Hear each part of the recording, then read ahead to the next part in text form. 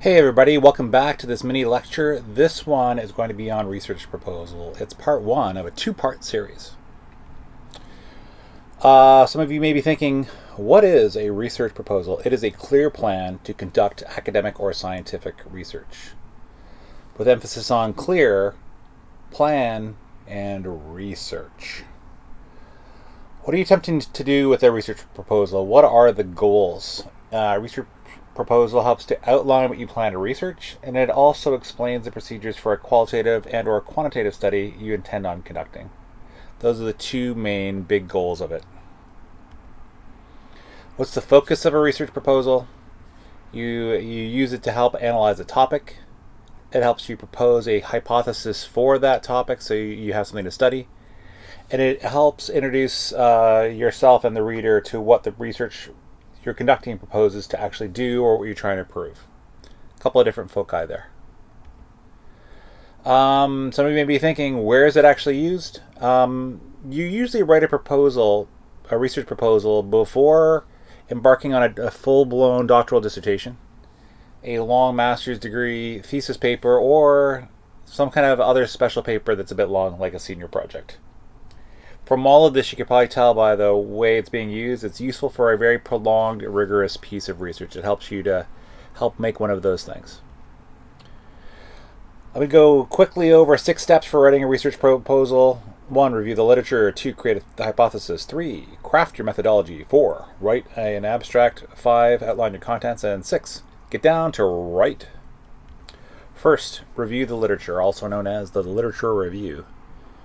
For a dissertation or a long thesis, a long traditional academic thesis, you're going to write a literature review to get a sort of a view of the land.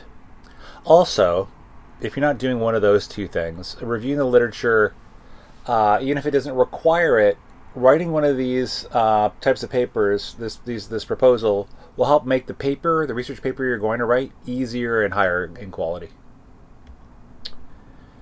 Reviewing the literature, the lit review, it helps you to review current literature, and this is useful because it can help to narrow your focus about what you're actually going to be studying or researching.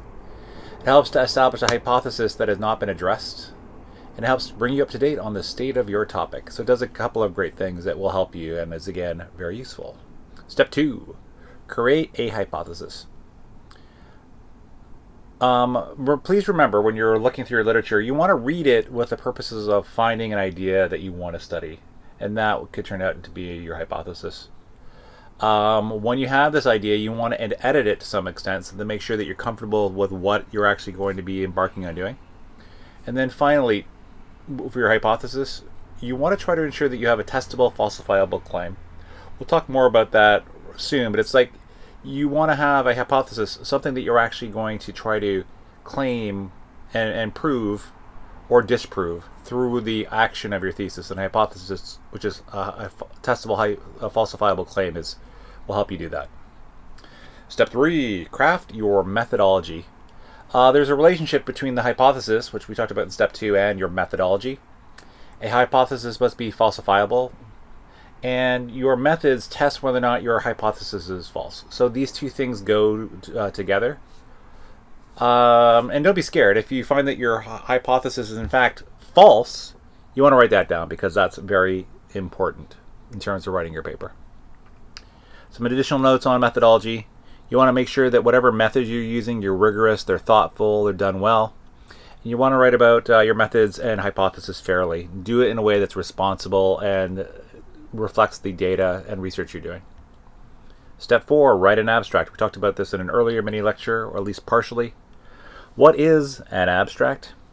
It is a really simple, a really straightforward sentence, approximately 300 words in length, that includes your hypothesis, your methodology, any types of limitations for your methods, and why your results will be important. By doing that, it'll help the person reading your abstract know whether or not what you're doing is interesting to them, whether the methods you're using might be of use, and why the results might be useful to them or to broader society.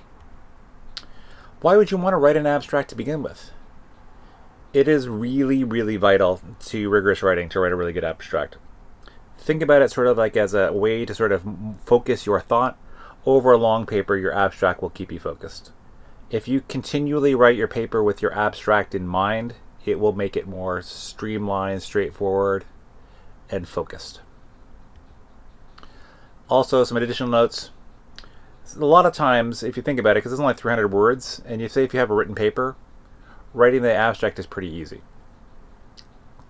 However, because your actual full paper will be quite long and can be arduous and difficult, takes time to write, having your proposal and your abstract come together fluently, simply, clearly, that's harder to do. Step 5 is the outline. We will review the sample outline next in Research Proposal Part 2. That's the next video in this series of mini lectures. That was, my friends, Part 1 of how to do a research proposal. Hopefully you enjoyed it, and I look forward to seeing you soon.